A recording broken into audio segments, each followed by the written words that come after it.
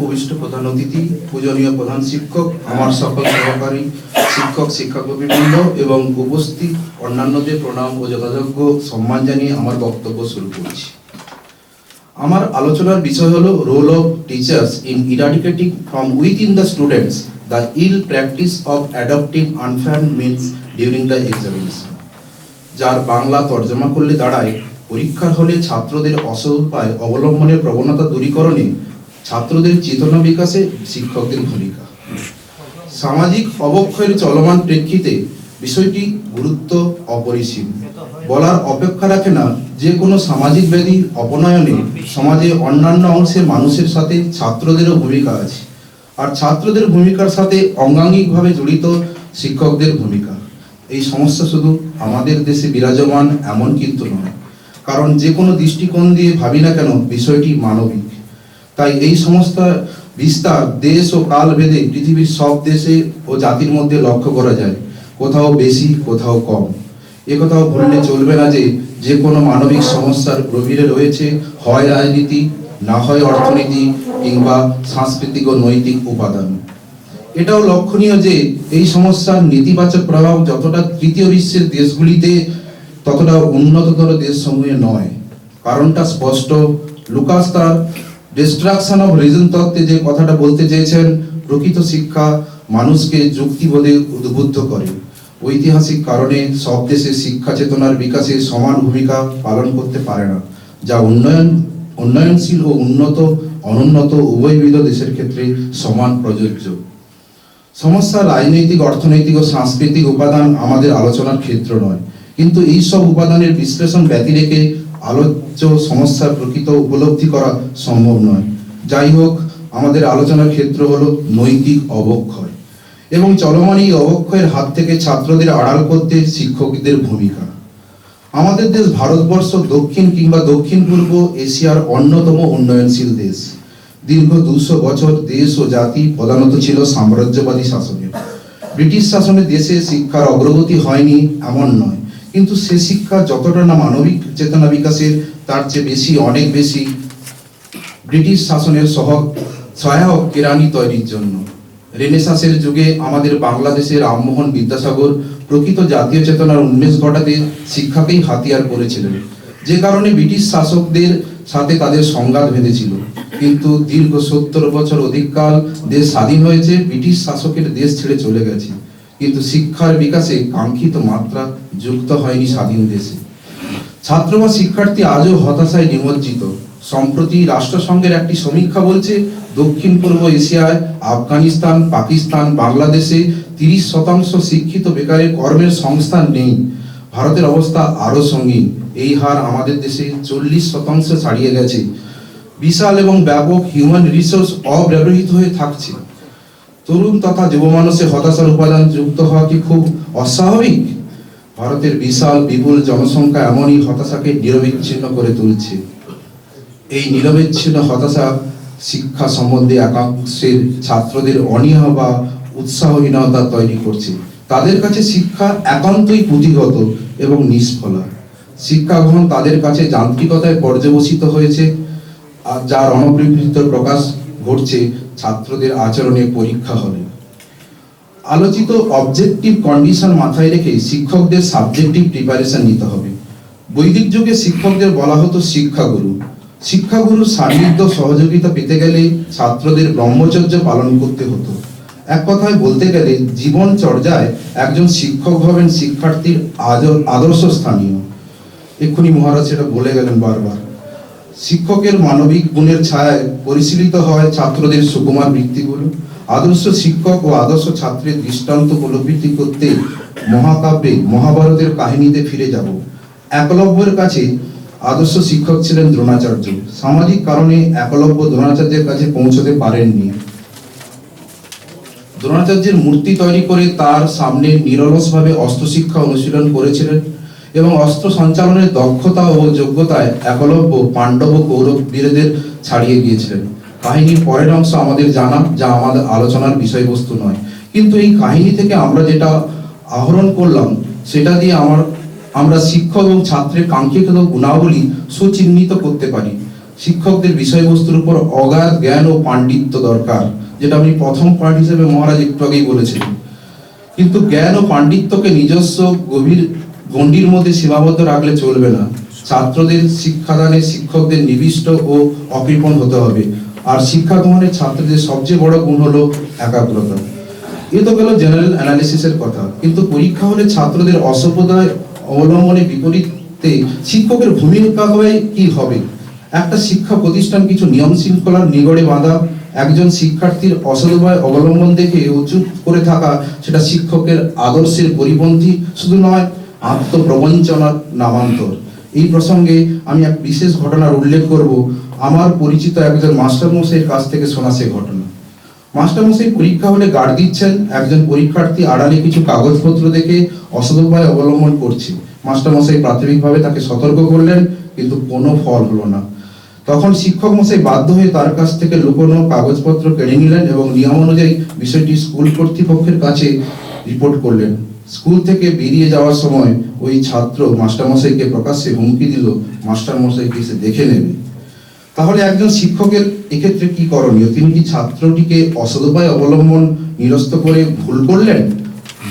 আমার মনে হয় না ওই মাস্টারমশাই ভুল করেছেন। শিক্ষকের কাজ ছাত্রকে সঠিক পথে নিশানা দেখানো। জীবনে একটা পরীক্ষায় অসদুপায় অবলম্বন যদি প্রশ্রয় পায়, তবে জীবনের প্রতি পদক্ষেপে সেসব পরীক্ষার মধ্যে দিয়ে যেসব পরীক্ষার মধ্যে দিয়ে সে যাবে, সেখানে অসততার হাতছানি থাকবে।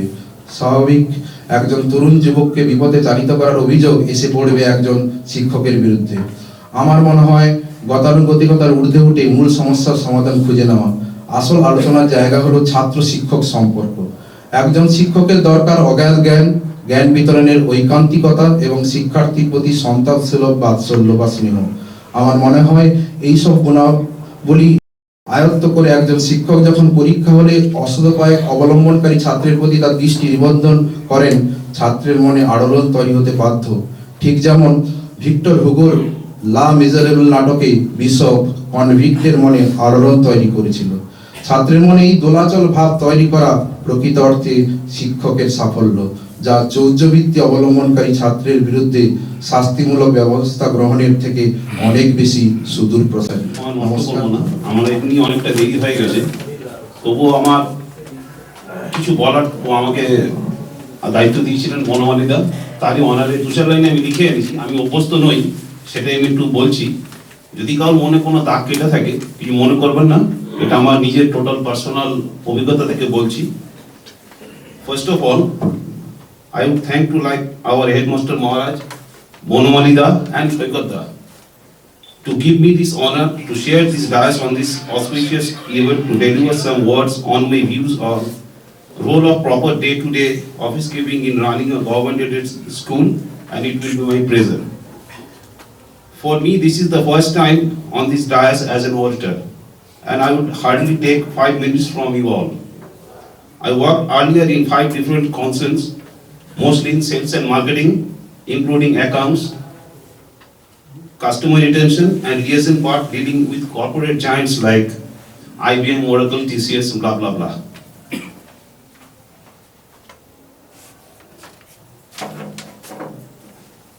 Then my territory was Salt Lake Sector 5, and this is the 6th one, and I'm pretty new here, working only for last 7 years in this esteemed Vidyalaya or Ashram through the SSC employment. From my little experience, let me cite a simple example. There are 3 main streams of education: science, commerce and arts. The most intelligent takes the science and afterwards achieve the BSc, BTech and some degrees, and they may establish themselves in as an engineer, doctor, etc. Simultaneously, the lesser intelligent takes the commerce, achieves BCom, BA, CA, finally MBA, and becomes an HCS or HR. And finally, the rest takes the arts, achieves BA, MA degrees, and become an ICS and or IPS. And here lies the actual twist in the field of employment in government sectors. The engineers and doctors works under the HR, and this HR works under the IPS or ICS or IPS. So I believe the disintegration among the employee on the status of their work within the same concern is irrelevant. Taking the moral, I would appeal request from my office team to our senior authority not to write or to write only Vidyalaya in lieu of Vidyalaya enclosing office in future notices. Taking the the office actually consists the admin and finance. It's the only space of any concern to run the whole concern efficiently and financially strong and healthy. The basic properties of keeping day-to-day routine office from both private and government smoothly, and first and foremost is the integration among within the colleagues. Then comes the punctuality in attendance. So then the responsibility towards the sincerity and responsibilities towards the own duties, and lastly be loyal and faithful to the concern in both economical and financial. Above all, the coordination between the employee and the employer is the most desirable part. Being our Vidyalaya aided by the government of West Bengal, there are certain rules and regulations that we have to abide by, especially the paperwork against the time-to-time GOs. Here I have to name especially Shoikotda and our colleague, my friend, Mr. Praveer, who dedicatedly sacrificed themselves to do all these works in time and schedule, such as arranging PPs for the new employments, PPOs for the pensioners, and approval for the new staffs. Constantly keeping in touch and with the web developer for the changes in our website, etc. Hats off to them. Being this is a residential school, there are immense official workload of hostels, hostel workers, and as well as the board's personal expenses than the other schools. In spite of that, taking the charge from Shoktida since January 15, we are the only unit in the whole ASRAM who used to submit the yearly final accounts without any glitch to our central office within May every year before the summer vacation starts, and probably we are the first. The auditors also very helpful and much satisfied on our work.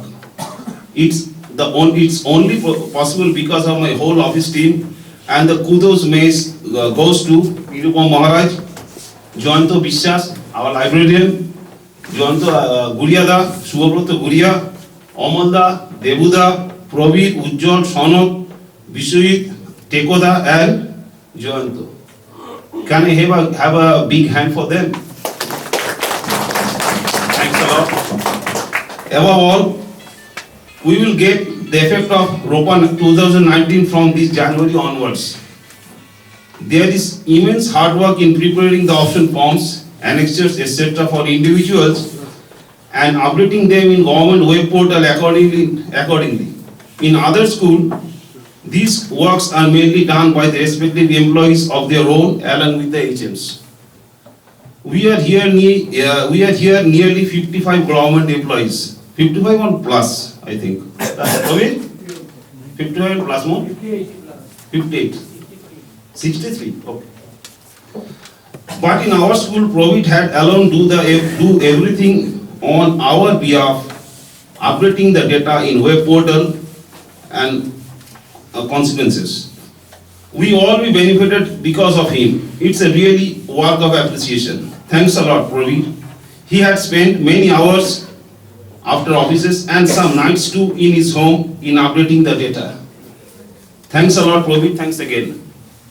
So it's my earnest request to all my friends, colleagues, and senior teachers to share some heartfelt and extremely personal contribution not from the Vidyalaya account, to raise a fund to give him a mere remuneration for the same.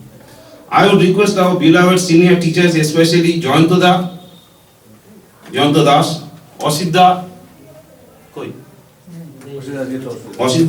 Bonawali Da, and Shoikotda, to take this initiative if it can be arranged. As I said earlier, that I am sharing this dais for the first time, and if there is any word to hurt anyone, kindly forgive me. There is nothing more to say. Thank you all. Stay blessed by Sri Thakur. Pranam. সংস্কৃতে বলবো না,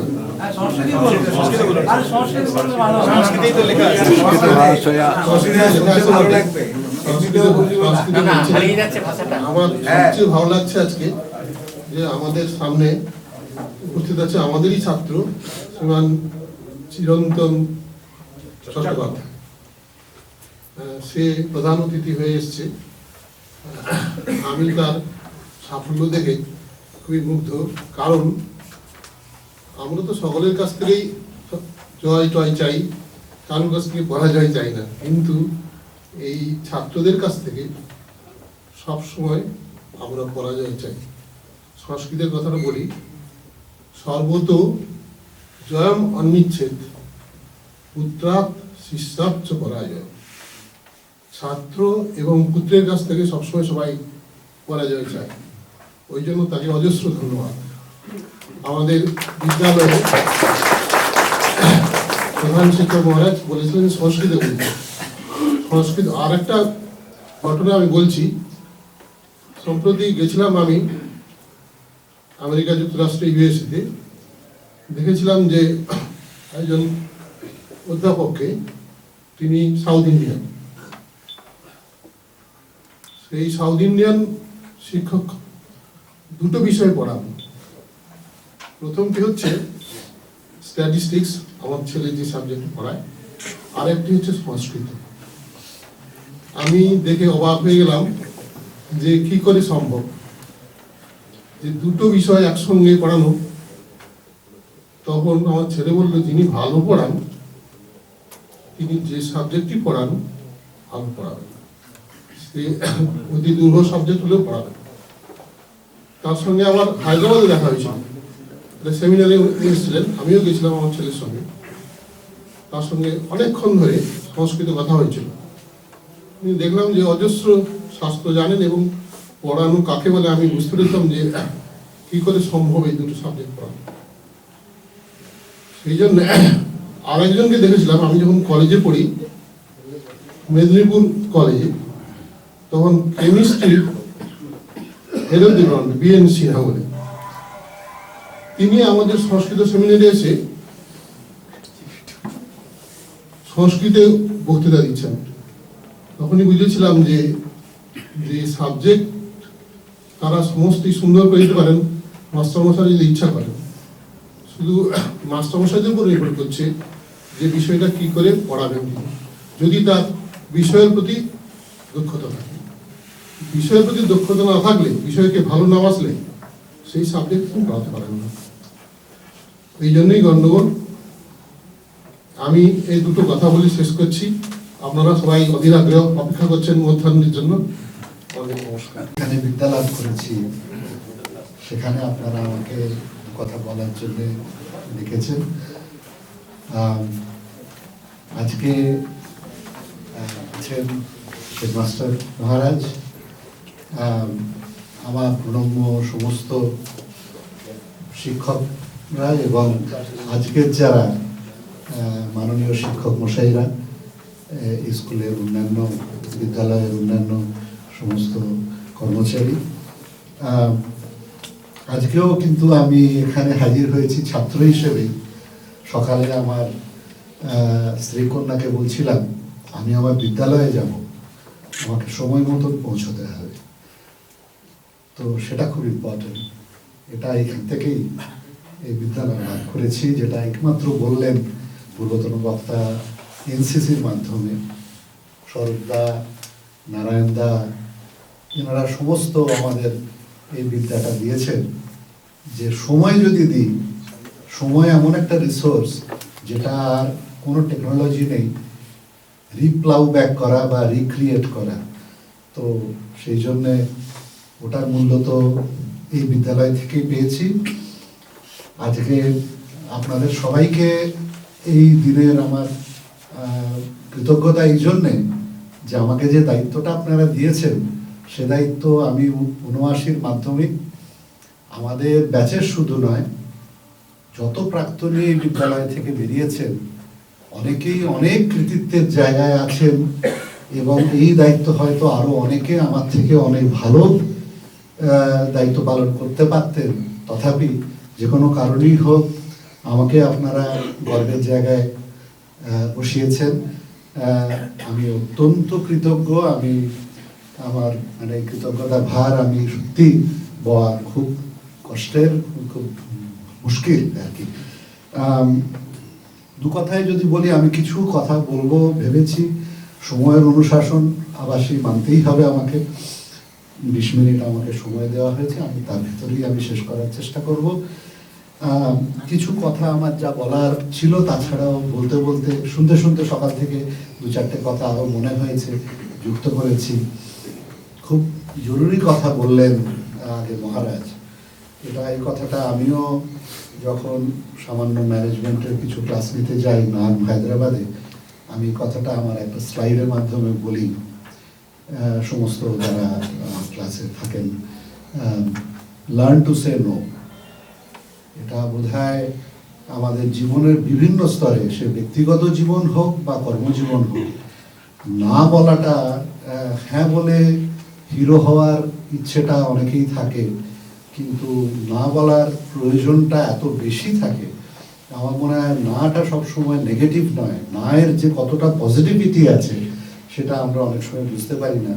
এই no এর খুব জোর আছে আমার মনে হয়। দ্বিতীয়ত, মাননীয় শিক্ষকদের আজকে যে দায়িত্ব, আমি একটা ছোট্ট অভিজ্ঞতার কথা বলি। আমাদের যখন হায়ার সেকেন্ডারি পাশের পরে আমি যখন এগ্রিকালচার পড়তে শুরু করি, তখন আমাদেরই এক ক্লাসমেট, সে যাদবপুরে পড়ছিল।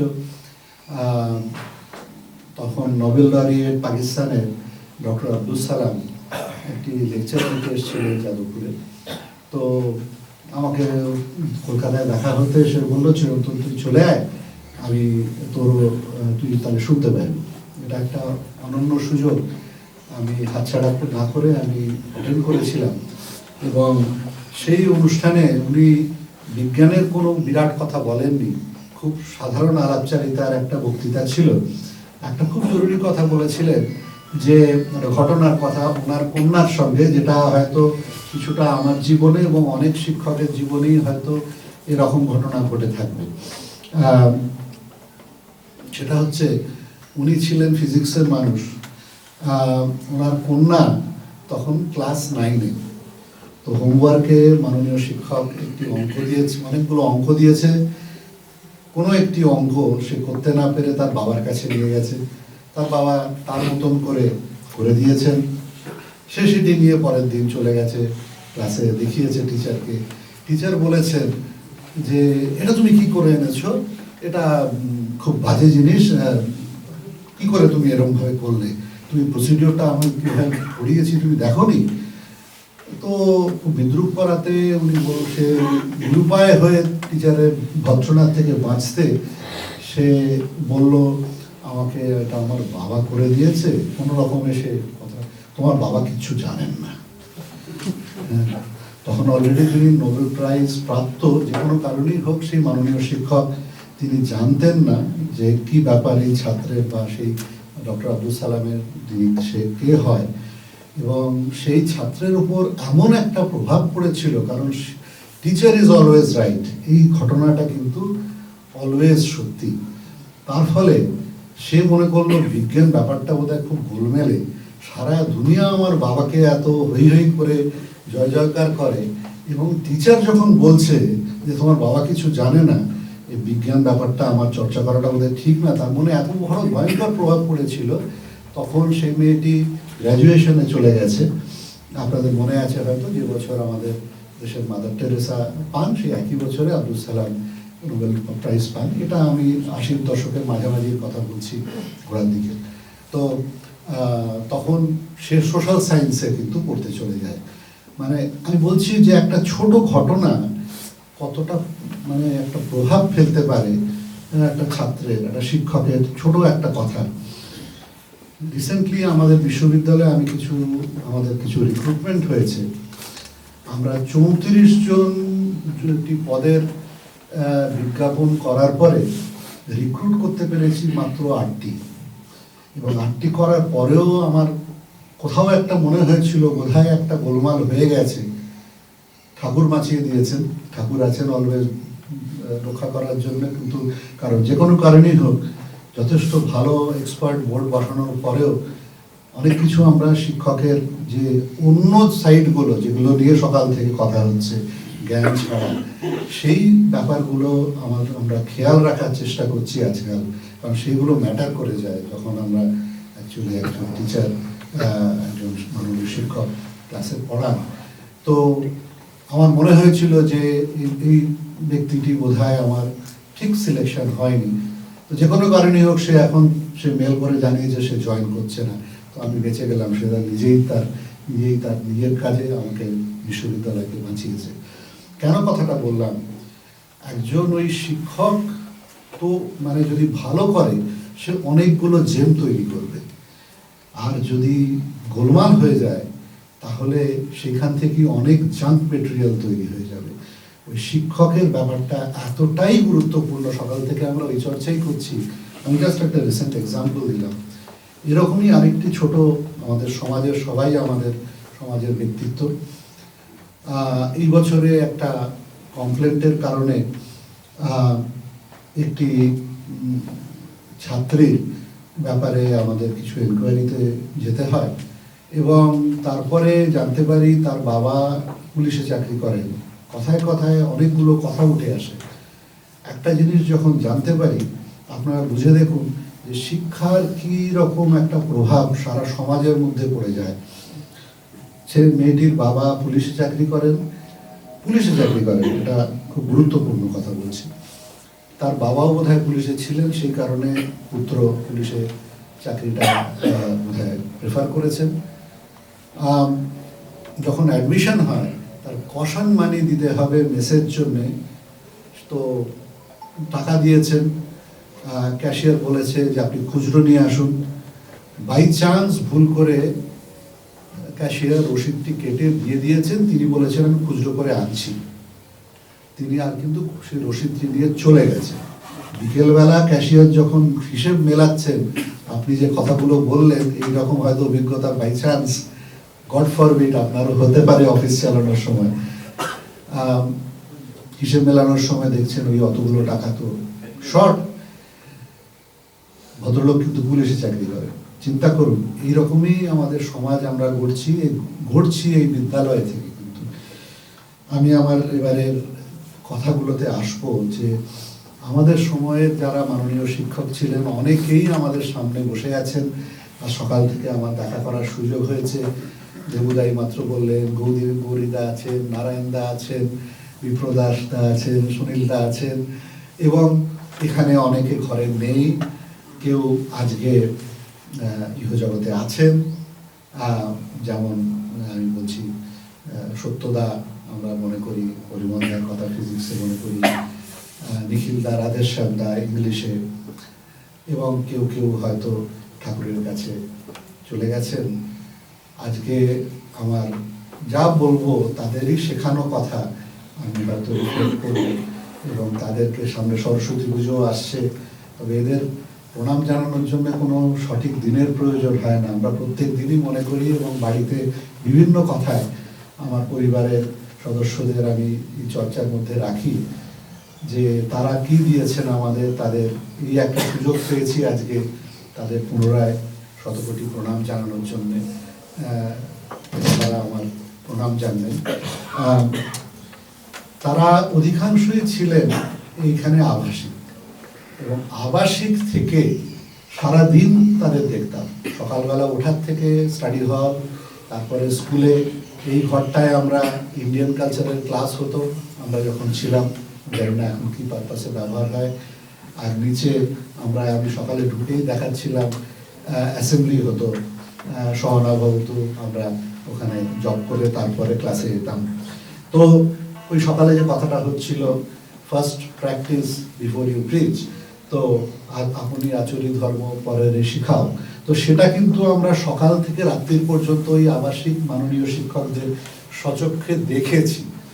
দেখে তারপরে সারা দিনের যে তাদের কি খাবো, কি পরবো, কি বলবো আর কি করব, এই যে ব্যাপারটা সারা দিনে দেখে, এবং কোন বলতে দ্বিধা নেই, আপনারা অনেকেই দেখেন, ফিল্মে দেখেন, নেতাদের দেখেন, সব সুপারস্টারসদের দেখেন।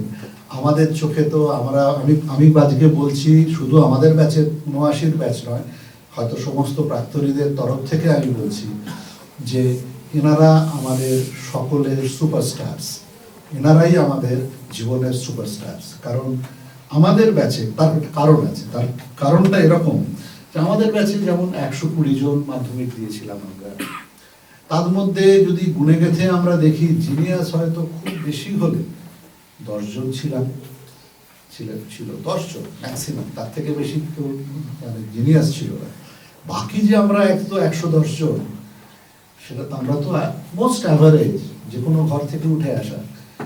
এই বাকি ১১০ জন যেটা সকাল থেকে মিডিওকার অ্যান্ড ব্যাকবেঞ্চার নিয়ে কথা হচ্ছিল, তাদেরকে সকলকে যে জীবনে একদম সুপ্রতিষ্ঠিত করে দেওয়া।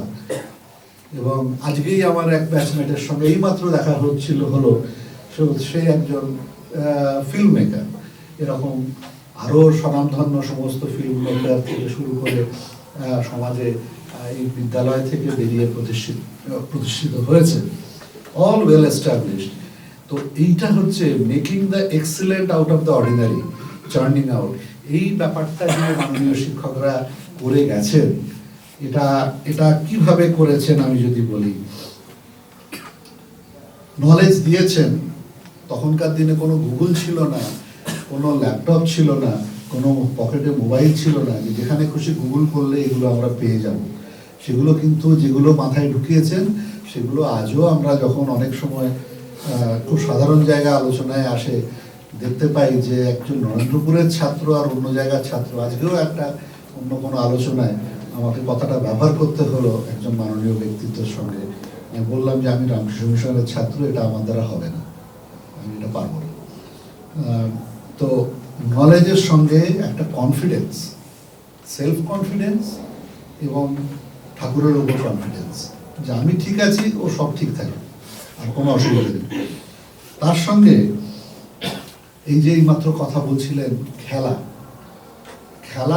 এই এত মাঠ, এই যে নরেন্দ্রপুরে আমরা আজকে দেখি, এই খেলতে খেলতে আরো কত কি পেয়েছি। শরীরটা তো পেয়েছি, যে অনেক সময় হয় যে আপনাকে লাস্ট মোমেন্টে ডেডলাইন মিট করতে হবে, একটা বিরাট ভলিউম এসে পড়েছে, আর ২-৩ রাত কন্টিনিউয়াস জাগতে হবে, দিনের বেলাও কাজ করছেন, ঘুম হচ্ছে না, হয়তো ৩৬ ঘন্টা কখনো ৪০ ঘন্টা কন্টিনিউয়াস কাজ করছি। সেটা কিন্তু শরীরটাই বিদ্যালয়ে আমার তৈরি হয়ে গেছে। আমার হার্ট মাসল সিস্টেম, মাইন্ড এমনভাবে তৈরি হয়েছে। গরিদা আমাদের সঙ্গে অঙ্ক পড়াতে পড়াতে ভলিবলটাও খেলতেন, তো কাজে হ্যাঁ, তো এবং ওই যে স্ম্যাশিংয়ের সময় একটা কিলার ইনস্টিংক্ট ওনার, নেটে দাঁড়িয়েই উনি খেলতেন। সেটা কিন্তু আমাদের বিভিন্ন জীবনের প্রত্যেক দিনের কর্মজীবন এবং ব্যক্তিগত জীবনে এটা কাজে লাগে। কিলার ইনস্টিংক্ট, একদম ফাটাস করে একটা স্ম্যাশ করে দিয়ে আমি আমার কাজটাকে শেষ করব। এবং ওই মানে লড়ে যাওয়া, যে না ঘুমিয়ে অনেকক্ষণ টেনে দেওয়া, এইটা আজকে আমাদের যারা পরবর্তী প্রজন্ম, আমার কন্যাও এখানেই বসে আছে, এইটা তারা লাস্ট মোমেন্টের জন্য অনেক কিছু হয়তো ফেলেও রাখে, শেষ পর্যন্ত তাদের ওই রাত্রিবেলা বসে বাবা খুব ঘুম পাচ্ছে, আমি কালকে দেখবো। এটা একটা ইউজুয়াল ব্যাপার আজকের প্রজন্মের মধ্যে দেখি। আমার মনে হয় নরেন্দ্রপুরের আজকেও যারা ছাত্ররা পাস আউট করে বেরোচ্ছেন, এবং আমার মনে হয় আজকে যেমন আমি ৭৯-র ব্যাচ থেকে বলছি, আজকেও যারা ছাত্র তারাও তাদের অভিজ্ঞতার কথা হয়তো আগামী দিনে নিশ্চয়ই বলবেন। তো এই খেলা আমাদের আর একটা জিনিস শিখিয়েছে, জীবনে যেমন জয় আছে, জীবনে হারটাও একটা পার্ট। আমরা হারতে শিখেছি, আমাদের হারতে কোনো দ্বিধা নেই, জয় পরাজয় আছে, আমরা নিশ্চিন্তে হারতে পারি। আমরা টিম ওয়ার্কে বিশ্বাস করি, বেশিরভাগ কাজ টিম ওয়ার্কে, মাত্র আপনারা বলছিলেন টিম ওয়ার্কে সংগঠিত হয়। রেজিলিয়েন্স আছে, প্রচণ্ড রেজিলিয়েন্স, কর্মজীবন এবং ব্যক্তিগত জীবনে উপর নিচ প্রত্যেক দিন আসছে, কিন্তু মানে এমন একটা রেজিলিয়েন্স দিয়েছে যে বিপরীত পরিস্থিতি মোকাবিলা করা কোনো অসুবিধা হয় না। খুব ঠান্ডা মাথায় একটু ঠাকুরের নাম করে একটু ভেবেচিন্তে এড়িয়ে যেতে কোনো অসুবিধা হয় না, দৈনন্দিন জীবনে প্রায়ই ঘটছে। ভালোবাসতে শিখিয়েছেন, হাসতেও কাঁদতে শিখিয়েছেন। আমি প্রত্যেকটা সময়ের অনুশাসনের কারণে আমি এইভাবেই বলে যাব। সাহস দিয়েছেন ধৈর্য ধরার এবং অধৈর্যশীল হওয়ার, দুটোরই জন্য আমার সাহস দরকার। কিন্তু কখনো অধৈর্য হয়ে একটা কাজ করার জন্য সাহস দরকার হয়। এর গত সপ্তাহে একটা ঘটনা ঘটেছিল ব্যক্তিগত মানে আমার কর্মজীবনে। এবং কখনো ধৈর্য ধরতে হবে। সবাই বলছে না না না আর ওয়েট করা যায় না, আপনাকে ধৈর্য ধরতে হবে, না আরেকটু দেখি আরেকটু দেখি, সেই সাহসটা দরকার। প্রতি মুহূর্ত কিন্তু একটা অ্যাডভেঞ্চার। আর আমি বলছিলামই রেজিলিয়েন্সের কথা, তার ফলে অনেকে আজকে কর্মজীবনে যথেষ্ট সুদক্ষ প্রশাসক হয়েছেন, কেউ নেতৃত্বে গেছেন, কেউ শিল্পকর্মে গেছেন, ইঞ্জিনিয়ারিং ডাক্তারিতে তো বিজ্ঞানের জগতে অগুন্তি নাম, মানে শেষ করা যাবে না রবীন্দ্রপুরের বিদ্যালয়ের প্রাক্তন ছাত্রদের। উপার্জন করতে শিখিয়েছেন সৎ উপায়ে, শক্ত হতে শিখিয়েছেন, ভদ্র হতে শিখিয়েছেন, ভিড়ের থেকে আলাদা হয়ে ভাবতে শিখিয়েছেন, স্বাধীনভাবে ভাবনার। আর একটা কথা বলবো, আমাদের ব্যাচে বোধহয় আমার যতদূর মনে পড়ছে অমাল কৃষ্ণ দে তার হায়েস্ট মানে সেই থার্ড হয়েছিল আমাদের ব্যাচের মাধ্যমিকে, এবং বোধহয় 812 তার নম্বর ছিল। আজকের দিনে তো সেই নম্বরের কোনো মূল্যই থাকবে না, সে হয়তো অনেক জায়গায় অ্যাডমিশনই পেত না।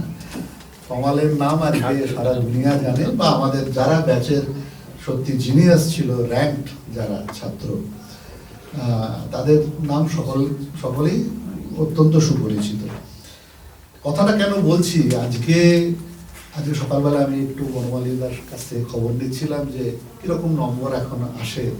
তো উনি স্ট্যাটিস্টিক্সটা বলছিলেন 80%-এর ওপর 90% নম্বর পাওয়া। আমি বিশ্ববিদ্যালয়ে যেটা আনফর্চুনেটলি দেখছি যে এই 90% পাওয়া, আমাদের বিশ্ববিদ্যালয়ে ওই কাট অফ প্রায় ওই জায়গাতেই থাকে, 90, 91, 92 এরকম জায়গায়। অনলাইন কাউন্সেলিং হয়, তারপরে যখন হয়তো ঢুকলো, সামান্য একটা অ্যাপ্লিকেশন তাকে হয়তো লিখতে বলা হলো, সে হয়তো কোনো কাগজ আনেনি। আমি তাকে বললাম যে ভাই, অ্যাডমিশন কমিটি আর কি, তাকে বলা হলো যে একটা অ্যাপ্লিকেশন লিখে দেন, এটা কনসিডার হয়ে যাবে।